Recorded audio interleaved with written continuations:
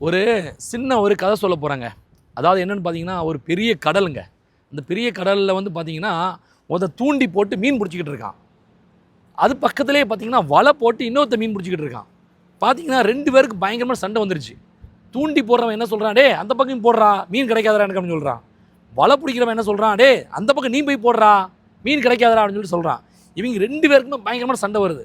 இதை பார்த்துக்கிட்டு இருந்த பார்த்தீங்கன்னா மீன் வியாபாரி, யோ இங்கே வாயா என்னையா சண்டை பிடிக்கிறீங்கன்னு சொல்லிட்டு, அண்ணா அண்ணா நான் பிடிக்கிற மீன் பக்கத்தில் இவன் போடுறான் வலை போடுறானே, எனக்கு எப்படி நான் மீன் மாட்டேன்னு சொல்கிறான்.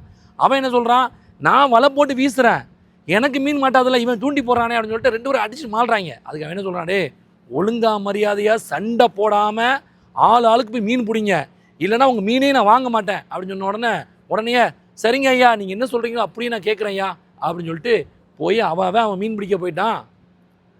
ஏன்னா இதில் கதையெல்லாம் வந்து பார்த்தீங்கன்னா, கடல் இறைவன் படைச்சது, தூண்டி போடுறது அவன் இஷ்டம், வலை போடுறது இவன் இஷ்டம். இவங்க 2 பேருக்குள்ள சண்டை வந்தால் இவங்க 2 பேரும் தான் பேசிக்கணும். மீன் வியாபாரி ஏன் வந்து பேசுகிறான் வந்து உள்ள, ஏன்னா இவங்க வியாபாரம் பண்ண மாட்டாங்க, மீனை விற்க முடியாது.